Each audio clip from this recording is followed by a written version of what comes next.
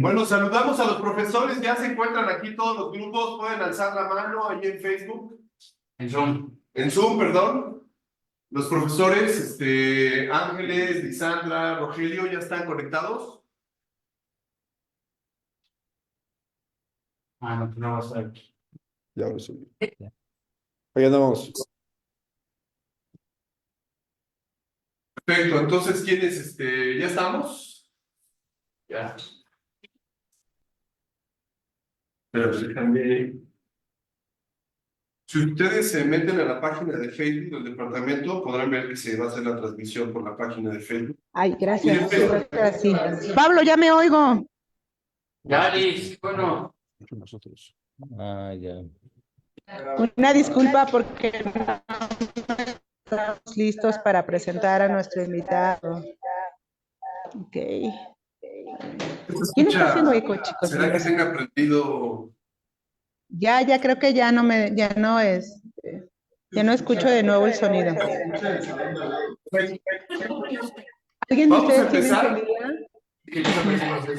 Vamos a hacer esto, Liz. Se está duplicando tu sonido porque aparece dos veces. Ok. A ver, ahora sí ya lo tienes, ¿ya no se duplica? No, ahí ya no. Perfecto. Ah, ¿verdad? Ahora sí lo puedo presentar entonces con muchas ganas. Claro que sí. Entonces vamos a empezar. Nada más déjame dar la bienvenida. Buenas tardes a todos. Muchas gracias por acompañarnos. Esta actividad del área académica de cartografías de la comunicación. Vamos a empezar una serie de conferencias de la primavera 2024 dirigida a los estudiantes de la licenciatura en comunicación. Como ustedes saben, la materia de cartografías de la comunicación, nosotros también la denominamos como etnografía. Es una materia donde los estudiantes tienen que aprender a describir, a observar y a relatar, ¿no?, lo que observan. Entonces, pues, considerando ese objetivo académico de aprendizaje que tenemos en esta materia, pensamos que sería una buena manera de empezar estas conferencias dirigidas a los alumnos del primer semestre de la carrera de comunicación, con la presentación de un libro sobre crónicas periodísticas, un libro de crónicas muy interesante que fue publicado el año pasado, recientemente, y que vale mucho la pena leer porque podemos ver con mucha claridad el arte de escribir, el arte de relatar, el arte de describir situaciones interesantes que puedan ser incluso hasta entretenidas. Para llevar a cabo esta actividad, se está conectando desde Villahermosa, Tabasco, el profesor, el escritor, el periodista Cristian Cerino, que nos está conectado vía Zoom y está escuchándonos y viéndonos. Y bueno, para darle la bienvenida, le pedimos a la profesora, a la doctora Lisandra Espinosa, que leyera su ficha curricular para que todos ubiquen a nuestro invitado. Así que, Lisandra, si me escuchas, te damos la palabra para que puedas leer la ficha curricular de nuestro invitado.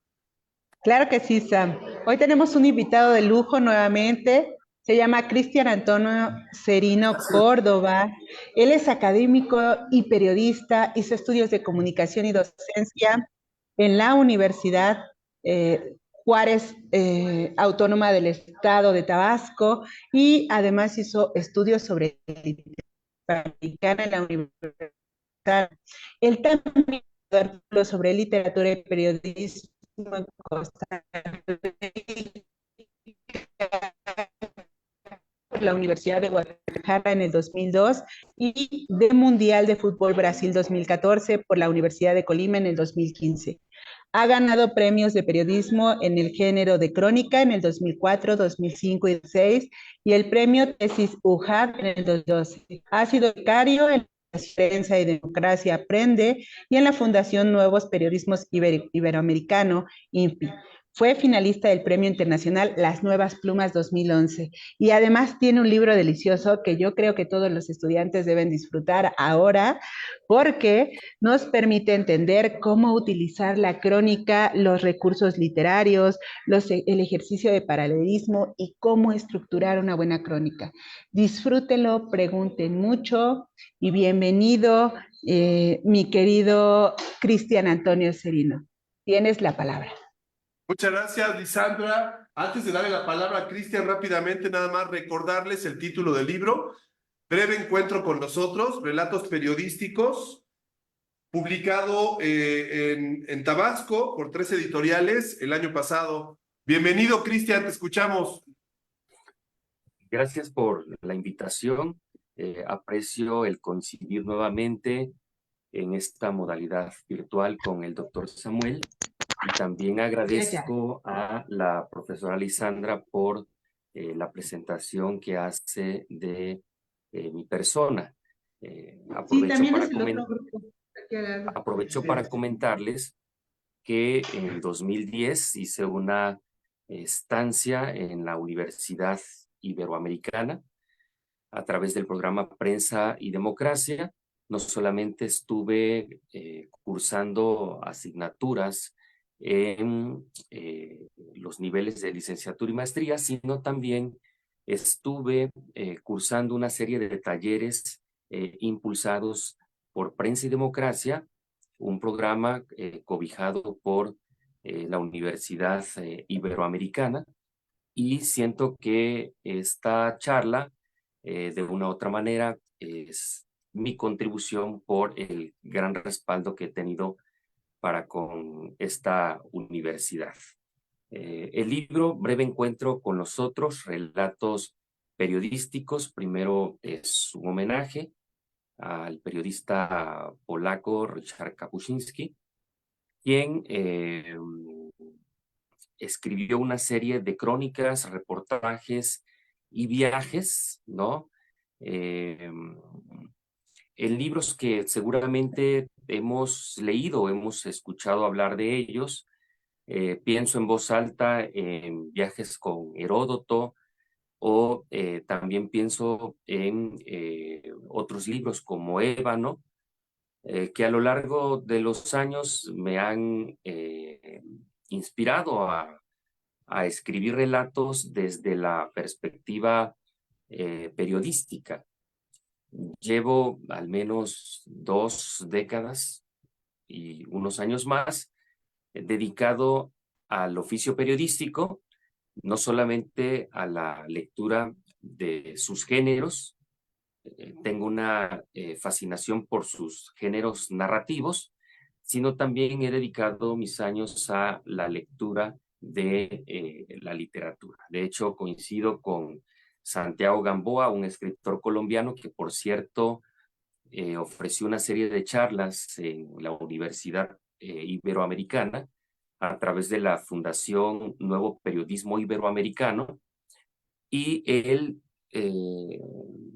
solía decir a los estudiantes que cursábamos estos talleres que si bien el periodismo se alimenta de leer a los periodistas que escriben desde los géneros, creo que el alimento mayor para un periodista es la lectura que emana de la literatura, ¿no? Los cuentos, las novelas, la poesía, el teatro y algunos otros géneros menores que muchas veces los vemos con menosprecio. Sin embargo, son géneros fundamentales como la letanía, como la carta, como el diario. De hecho, hay muchas novelas que se han escrito desde la forma diaria.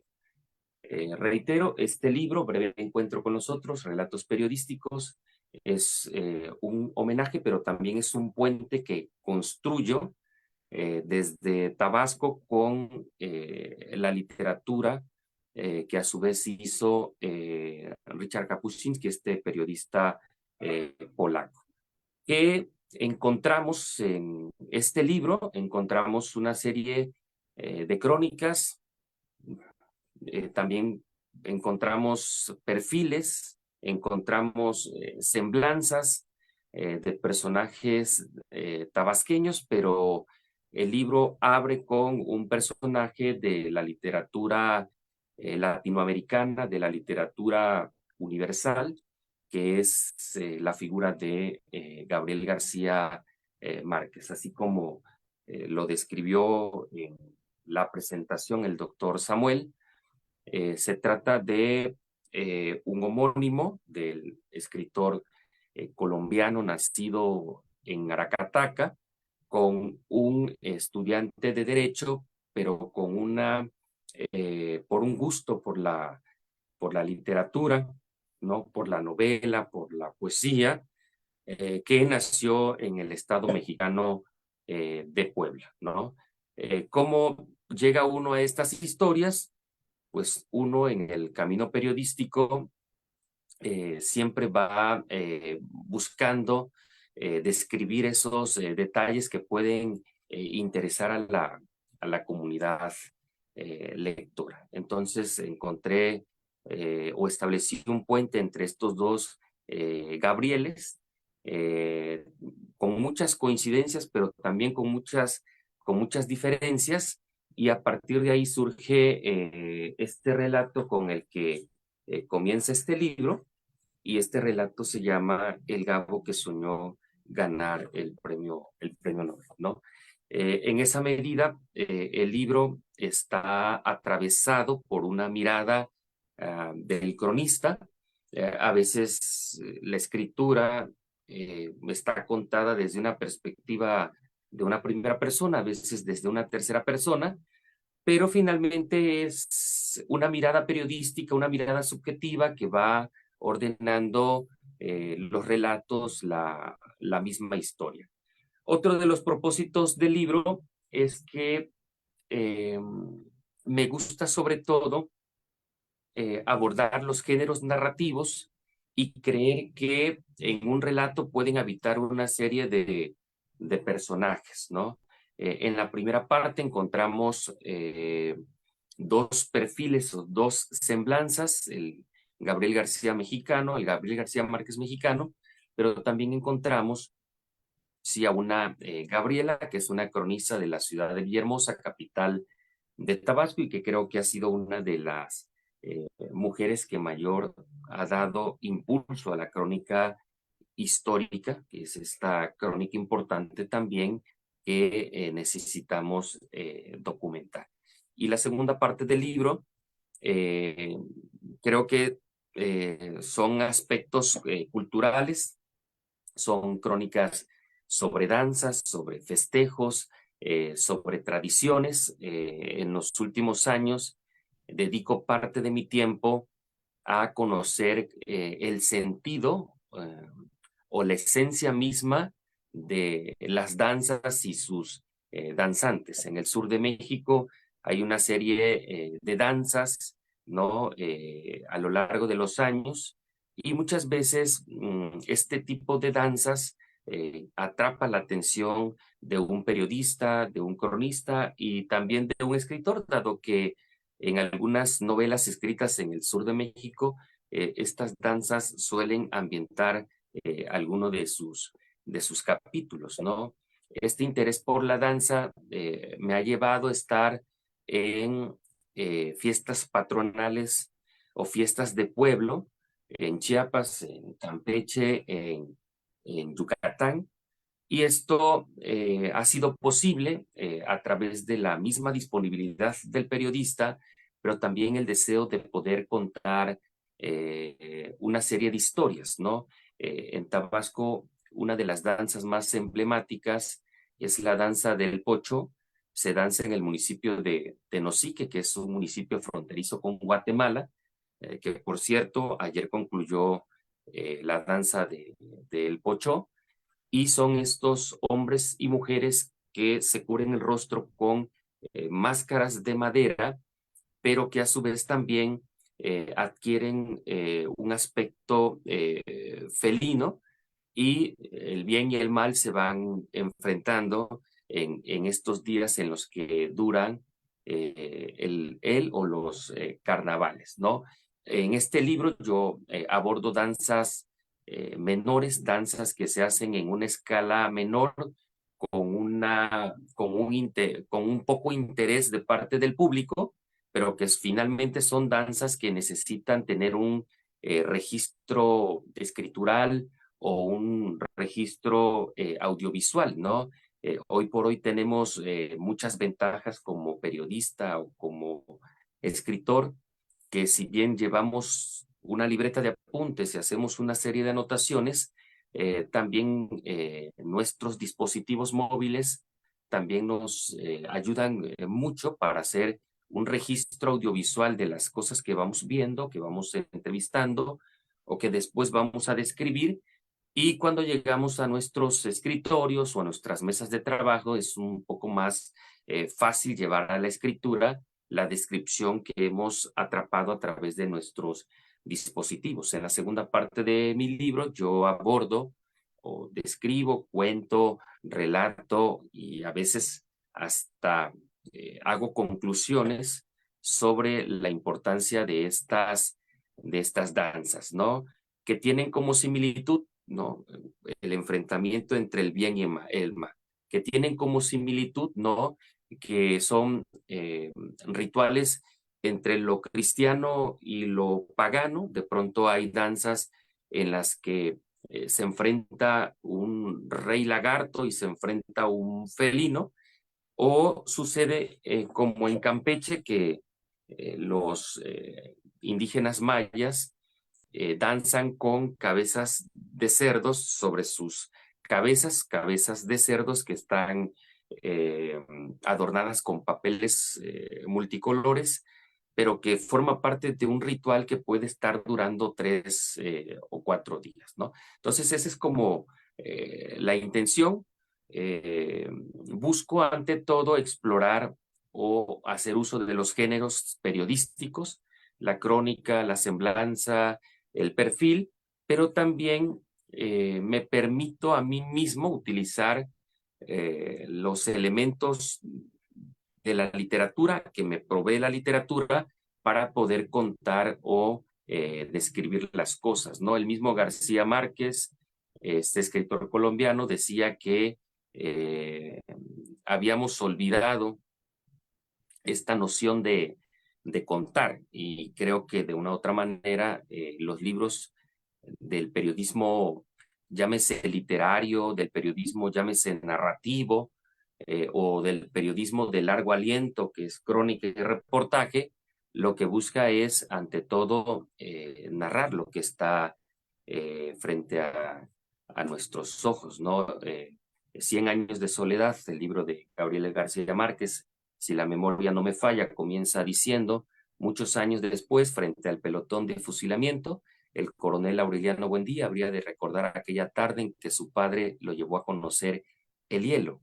Entonces, uno como cronista también tiene fijaciones por cómo inician los cuentos, cómo inician las novelas o cómo inician los poemarios, porque esas lecturas nos permiten a nosotros describir el mundo. A veces sentimos un menosprecio por la poesía, sin embargo, creo que el personaje que mayor hace uso de las palabras o se apropia del lenguaje es el poeta, y uno aprende a través de las lecturas y de lo que hace el poeta con el idioma o con el lenguaje, ¿no? Que es lo que un periodista también retoma de estos grandes personajes de la literatura, ¿no? De eso va el libro. Quiero comentarle a los estudiantes, más que a mis colegas, porque los que nos dedicamos al mundo académico, pues estamos leyendo de manera constante y también estamos escribiendo de manera periódica, pero a los estudiantes que están en esta sala, decirles que ninguna escritura, ninguna crónica, ningún relato se puede mover sin nuestras lecturas, ¿no? De pronto estamos viajando hacia el Congo a través de la mirada de Joseph Conrad en El corazón de las tinieblas, como al día siguiente estamos en el pico del barco ballenero de Moby Dick, como al día siguiente estamos atravesando el estero en la montaña colombiana a través de la mirada de Macrol, el personaje de Álvaro Mutis. Es decir, que cuando nosotros estamos en un sitio, en un lugar, y queremos describir a los personajes o queremos contar sus sus vidas cotidianas, pues es la misma literatura, sus mismos géneros, los que nos ofrecen las formas escriturales para que lo que yo vaya a escribir o yo vaya a contar pueda entrar en movimiento, ¿no? Entonces, creo que esa es como una de las primeras recomendaciones, ¿no?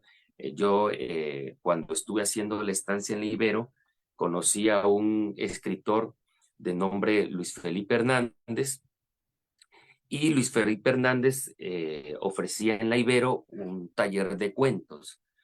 Con el paso de los días me enteré que el maestro había ganado el Premio Nacional de Cuento San Luis Potosí, pero también había yo tomado clases con el escritor Ignacio Padilla, que en los últimos años fue profesor de literatura en esta casa de estudios y que lamentablemente perdió la vida en su ciudad, en Querétaro. Entonces, uno cuando es estudiante adquiere muchas herramientas o muchas referencias que los mismos profesores nos están proporcionando o nos están suministrando, ¿no? Yo guardo y recuerdo con mucho cariño todas y cada una de las recomendaciones. A veces por la edad en la que nos encontramos, a veces no encontramos como la utilidad a esas referencias que los profesores nos comparten, pero en la medida en que nos vamos interesando en la escritura, nos damos cuenta que esas referencias nos están diciendo algo y son muy útiles, ¿no? Y esto también incluye la lectura de artículos y ensayos, porque de una u otra manera ahí también uno encuentra elementos que nos permiten a nosotros después construir una historia, ¿no? Ahora bien, me alimento también de los periodistas que han publicado una serie de libros. No solamente son escritores hombres, también hay unas escritoras valiosas. Últimamente he estado leyendo los libros publicados por Leila Guerriero, esta escritora argentina, un libro titulado Plano Americano, en donde reúne una serie de entrevistas, perfiles o semblanzas, ¿no? Pero también podríamos, y no está de más, leer algunos de los tomos de Todo México, los que publicó Elena Poniatowska, la escritora mexicana, en sus primeros años como periodista. Ahora, es importante no perder de vista que la mayoría de los escritores que ahora leemos en literatura y que se consolidaron en la literatura, en la primera etapa de su vida fueron grandes periodistas, ¿no? Publicando crónicas, reportajes, ensayos, perfiles en diarios impresos. Hoy muchos periodistas lo están haciendo en plataformas digitales, ¿no? Y creo que también es importante, y no quiero dejarlo pasar, el decirles que eh, para la asignatura que ustedes cursan, Cartografías de la Comunicación, cuyo objetivo es describir y observar, es que también uno aprende de las otras artes, ¿no? Uno aprende desde la mirada de la pintura, de la escultura, de la puesta en escena. De pronto, Arturo Pérez Reverte puede estar escribiendo una novela y un periodista puede estar escribiendo un reportaje del mismo tema, y luego llegan los gloriosos Tigres del Norte y escriben una canción sobre el mismo tema. Entonces, lo que quiero decirles es que muchas veces las historias que uno cuenta son historias que se nutren desde una descripción que puede estar desde alguna otra obra artística, una obra visual, o puede estar también desde la música, ¿no? Hace poco estaba releyendo un cuento de la escritora mexicana Mónica Lavín que se llama La corredora de Cuemanco y el aficionado a Schubert, ¿no?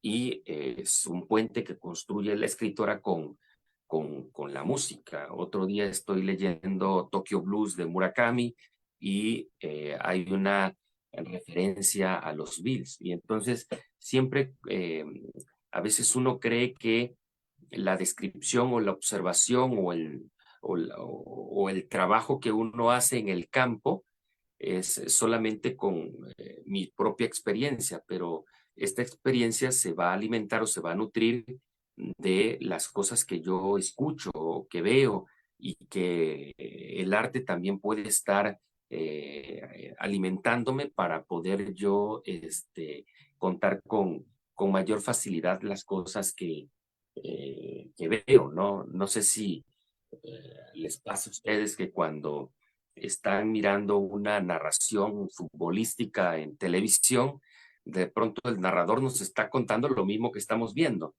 Y a veces nos ponemos a pensar que debería ser una narración distinta, incluso narrar cosas que no estamos viendo, ¿no? Entonces, de una u otra manera, eso nos permite tener una visión, ¿no? Y pienso en este momento en todas las recomendaciones que hacía Eduardo Galeano, el escritor uruguayo, con relación a contar y a describir, es decir, a narrar el mundo que tenemos frente a nuestros ojos, ¿no? Ese es el objetivo, ese es el propósito y creo que podríamos charlar en los siguientes minutos a partir de algunas preguntas o algunos planteamientos que ustedes tengan ahí en la sala.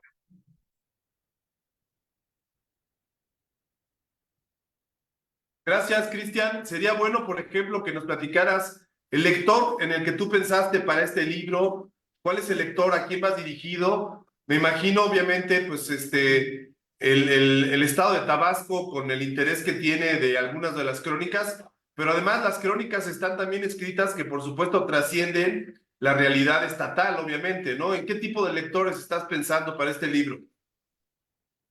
Bueno, a veces es como difícil establecer en periodismo cuál es el lector idóneo para el libro, ¿no? De pronto en literatura es más fácil determinar al lector. Sabemos que es un cuento infantil, sabemos que es una historia de superación personal para un nicho de adolescentes y jóvenes, sabemos que es una novela irreverente y que podría estar siendo leída por jóvenes o por adultos, ¿no? En periodismo muchas veces estamos pensando en un joven que ya esté estudiando la preparatoria o esté en una formación de licenciatura, independientemente qué carrera esté o qué licenciatura esté estudiando, ¿no? Pero coincido contigo cuando dices que a pesar de que es una historia local, puede trascender el espacio geográfico de la zona en la que tú habitas. Pienso sobre todo en un poeta de Tabasco, Carlos Pellicer, que hizo un viaje por América Latina en 1920.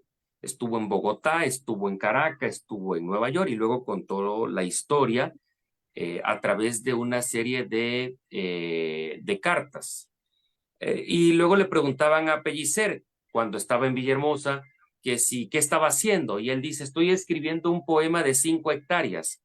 Y esas 5 hectáreas es el Parque Museo La Venta que está en Villahermosa, en donde están la mayoría de las piezas arqueológicas de la cultura olmeca, ¿no? Hay cabezas colosales, hay estelas y hay grandes piezas o piedras de basalto. En esa medida, mi respuesta va también en ese sentido. O sea, uno escribe no para que la historia quede reducida, ¿sí? O esté acotada a un espacio geográfico. Uno escribe para que la historia pueda trascender y encontrar lectores en cualquier parte del mundo, en cualquier ciudad, siempre y cuando lean en español, ¿no? Porque este libro está escrito en nuestro idioma. Pero creo que es importante cómo conectar la historia con un lector universal a partir del interés que muestra el lector por uno de los personajes. No, no es está a conciencia el haber abierto o comenzado el libro con la crónica del Gabriel García mexicano y la correlación con el Gabriel García colombiano, porque de una u otra manera creo que es el personaje que la mayoría podría estar ubicando. Perfecto. Cristian, vamos a darle la palabra a la doctora Lisandra Espinosa para que haga algunos comentarios. Lisandra, adelante. Claro que sí, Sam. He de comentarle, aparte de la grandiosa explicación que nos has dado, me encantó la visión de las cabezas olmecas que tienes. Ay, disculpa por la pantalla. Pero también al leer tu libro y leer tus crónicas, me encantó. Parecía que podíamos estar en el lugar en donde estuvieras. Me fascinó la crónica que hiciste acerca de la GABA, de esta mujer que se llama Gabriela Gutiérrez Lomasto. Está buenísima, me encantó esa experiencia que tuviste de trabajar con ella, de conocerla cuando tú la escuchabas en la radio, de cómo vas explorando esa área de trabajo en donde ella se desarrolla, que son las cabinas de radio, el cómo vas comprendiendo. Todo tu trabajo en el libro es delicioso. A mí me encantó este texto sobre la GABA. Me encantó cómo incluiste, cómo abriste y las frases tan remarcadas que utilizas cuando vas haciendo tu crónica o estructurándola, por ejemplo, con la GABA. Estas dos frases me dejaron mucho, que dice el cofre de su sabiduría, cómo se sentaba y comenzaba a hablar acerca y a abrir su cofre de sabiduría. Y esta última frase de cuando esta cronista pues ya está enferma y hace su último programa y tú le escribes y describes lo que ella dice, indicando con la frase, viviré en tu libro. Me encantó. En verdad me pareció que tu texto es muy rico en recursos literarios, emplea muchas cronografías, prosopopeyas, que en realidad pues son cómo describir lugares, cómo describir personas, etopeyas que describen retratos morales, ideas morales. Me encantó este ejercicio de paralelismo que haces entre los gabos, el gabo colombiano y el gabo mexicano, cómo haces estas cuentos narrativos, descripciones y cómo manejas esa frescura periodística para poder trabajar y que el lector esté enganchado. No importa la edad que tengan, en realidad pueden ser adolescentes, pueden ser adultos quienes estén leyendo tu texto. Mis chicos les interesó la historia de la GABA y del Gabo, lo platicábamos antes de entrar a tu conferencia, pero estuvo padrísimo este asunto y estas narraciones que nos dices ahora, por ejemplo, de lo que tú estás viviendo con las cabezas, de las fiestas que realizan en un espacio o en estos lugares interesantes que ahora estás retratando y que a futuro vas a escribir, supongo. Está esta dinámica literaria, esta dinámica narrativa y descriptiva que juegas mucho. ¿Podrías platicarnos acerca de ello, decirnos acerca de estas descripciones? ¿Cómo le sacas jugo a lo que ves, Cristian? Maestra Lisandra, gracias por su comentario. Lo aprecio, como decimos acá en el sur, lo aprecio muchísimo. Me gusta mucho el que los textos suenen, se escuchen, ¿no? Carlos Fuentes, cuando le entrevistaban, decía que en México no podía escribir, sobre todo en la Ciudad de México, porque a diferencia de su estancia o las estadías en Londres, las reuniones entre amigos eran cada 2 o 3 meses. Cuando llegaba a México, las reuniones o las convivencias entre amigos eran cada fin de semana, entonces eso le impedía escribir, pero en una ocasión que le entrevistaron, le preguntaron que definiera México y él aplaude, él dice, México es ruido, ¿no? Por eso no puedo escribir. Entonces, ese aplauso de Fuentes yo lo traslado a mis textos. Los textos tienen que escucharse. Creo que lo correcto sería decir, debe haber una sonoridad en el texto. Yo sé que muchos de los estudiantes de la asignatura de cartografía y de otras asignaturas les gusta el cine. Y yo creo que la escritura, si bien tiene una desventaja frente a lo audiovisual, siento que el esfuerzo que debe hacer un escritor o un redactor es hacer que su texto no solamente se escuche, sino que también se pueda mirar, se pueda contemplar. Entonces, cada vez que escribo, le apuesto a que esto está siendo rodado, filmado. Le apuesto a que alguien pueda estar haciendo un close-up, una toma panorámica, y esto lo voy descubriendo en la medida en que escribo. Voy leyendo en voz alta y entonces voy determinando si esto que yo estoy escribiendo en verdad logra atrapar desde el sonido y desde la imagen al lector, ¿no? Esto también lo llevo al campo de los sentidos. Tenemos 5 sentidos y muchas veces cuando escribimos un cuento, una crónica, a veces hace falta algo, no está sonando, ¿no?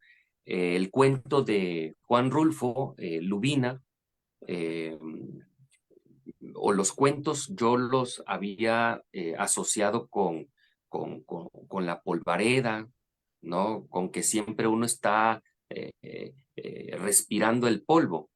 Y una vez escuchando una entrevista a Eduardo Galeano, se me hizo muy interesante lo que él planteaba y él decía, el personaje principal de Lubina es el sonido, es el viento, este viento que está penetrando esta iglesia deteriorada, en medio de esos otros caseríos, ¿no? De miseria, ¿no?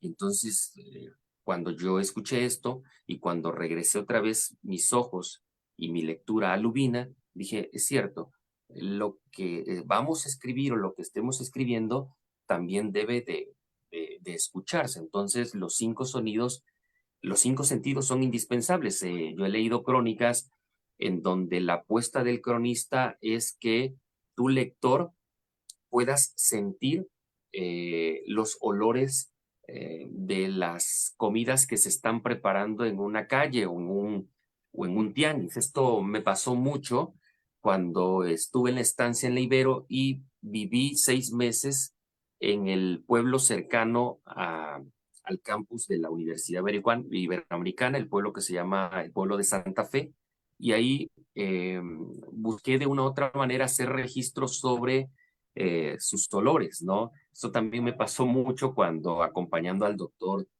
Samuel estuve conviviendo con la Sangre Azul, este grupo de apoyo de fanáticos o hinchas que tienen una gran fe por el Cruz Azul, y caminamos de una estación del metro hacia el Estadio Azul cuando el Cruz Azul jugaba todavía en el Estadio Azul. Entonces, este trabajo de poder atrapar nuestras descripciones muchas veces no se logran en un solo momento. A veces uno regresa al sitio 2 o 3 veces, vuelve a mirar, camina otra vez por la zona, hasta que uno encuentra como detalles cosas curiosas o personajes curiosos que después pueden habitar en tu texto, ¿no? Entonces, en ese sentido, me gusta mucho ver películas y documentales, y luego esos recursos también creo que son indispensables para echarlos a andar en la escritura de las crónicas. Es muy interesante escuchar entonces cómo utilizas estos recursos literarios, cómo empleas todos estos elementos que quieres describir a profundidad. A mí en el texto sobre la GABA, porque me encantó, me parece muy atractivo tu descripción de cómo va poco a poco encontrándola en las cabinas y cómo describes las cabinas con tanta precisión. Tu capacidad descriptiva es muy atractiva. Yo la aplaudo, me encantaron los textos y en general ahorita, bueno, hemos platicado entre nosotros acerca de ese texto en especial y les gustó mucho a los alumnos, a todos en general que están acá, ¿no? Te dicen hola también, te estamos escuchando. Y bueno, yo pienso que tus trabajos pueden ser una gran guía para nuestros alumnos de etnografía para reconocer y conocer cuáles son los puntos importantes para estructurar una crónica, ¿no? En especial. Sí, miren, también podríamos hacernos lectores de cuentos. Em, el cuento, eso que a las grandes editoriales no les importa porque lo que se vende más son las novelas, pero el cuento es un género que nos emplea a fondo, sobre todo en el uso de la estructura, ¿no? El mismo Cortázar solía decir que el cuento es como dar una vuelta en bicicleta, o también solía decir que la novela se gana por capítulos, ¿no? Puedes llegar hasta el final de una pelea y al final unos jueces deciden qué boxeador ganó, pero el cuento se gana por un knockout en un primer asalto, en un segundo asalto, porque no dispones de mucho tiempo para poder permitir que el lector se vaya. Entonces, si nosotros nos eh, empleamos en la lectura del cuento, también es una estructura similar para la crónica, con la única diferencia es que en el cuento tienes todas las licencias para utilizar la ficción, y en periodismo tienes que trabajar con un método riguroso. Yo siempre he dicho que más que objetividad, no, el periodismo tiene que tener eh, un método, un rigor, para que tú lo que le quieras dar al lector tengas toda la certeza y todos los respaldos de que esto que dijo el personaje así lo dijo, o así pasó.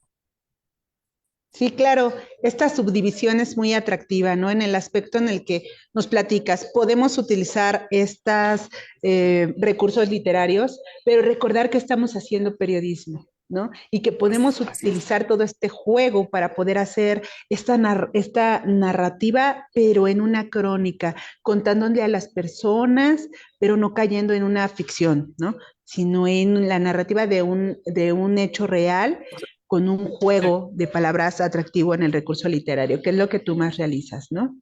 Sí, Sí, Cristian, y también quizá sería bueno escuchar de tu parte cómo, a diferencia de un trabajo científico o académico descriptivo, de lo que hace un antropólogo, por ejemplo, cómo es que tú en los trabajos, sobre todo en los de la segunda parte de las danzas, cómo tratas de transmitir emociones que te generaron a ti esas experiencias en estas actividades.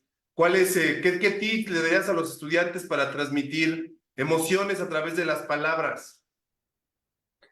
Yo creo que pienso en este poeta estadounidense Ezra Pound, que por cierto lo leí con el maestro y poeta Juan Alcántara, cuando él dice que la poesía, yo utilizo la misma definición o noción para decir la literatura, es el lenguaje cargado hasta sus últimas posibilidades.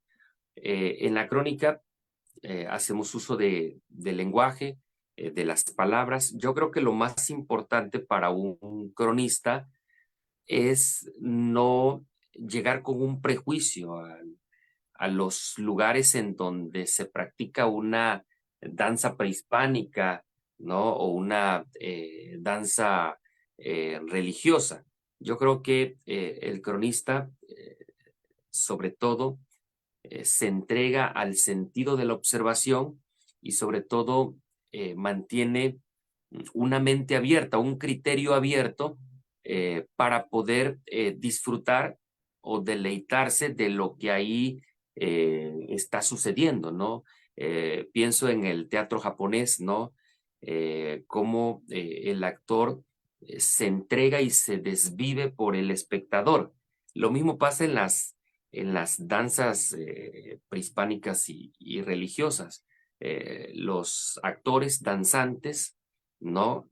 Con todas y cada una de sus limitantes, se entregan a un gran fervor y terminan danzando, no solamente para el público, sino también cuando saben que alguien está haciendo un registro audiovisual o un registro escritural, ¿no?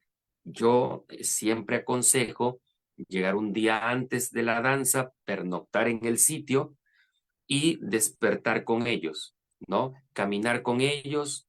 Si uno tiene la posibilidad o el acceso a estar en cada uno de los momentos, ¿no? Ver el cambio de vestuario o ver la preparación de los instrumentos o de los objetos que van a utilizar en la danza y preguntar todo lo que nosotros creemos que es de interés, ¿no? Yo lo que hago es un trabajo previo de observar videos, fotografías o saber si alguien, otro escritor, otro ensayista ya escribió algo sobre la danza y trato de tener ese contexto o ese conocimiento previo, pero cuando llego al sitio trato de ver las cosas con, con ojos nuevos, ¿no? Con una nueva mirada para que yo lo pueda contar desde otra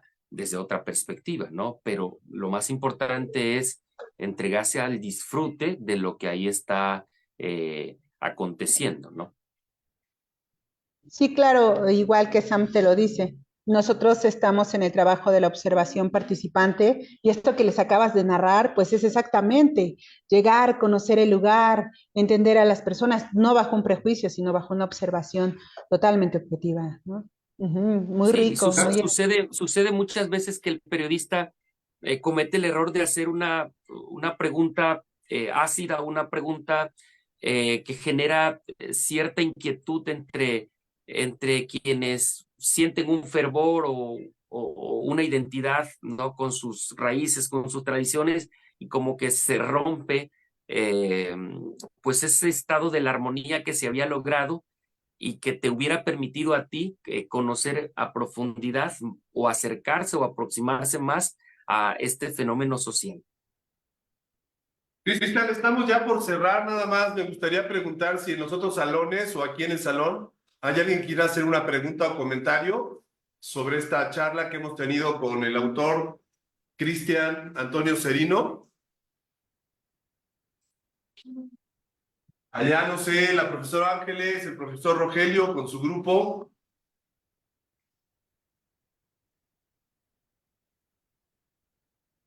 Bueno, Cristian, quizá para despedirnos, tal vez escuchar alguna recomendación de tu parte. Tú estudiaste comunicación hace varios años, la licenciatura también.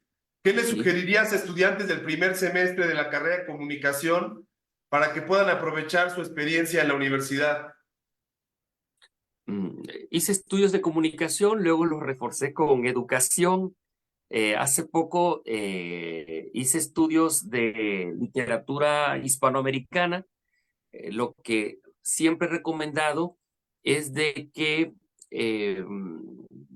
mm, aprovechemos el tiempo para no solamente hacer lecturas de un carácter obligatorio, sino hacer también lecturas que nos puedan alimentar de muchas formas, ¿no?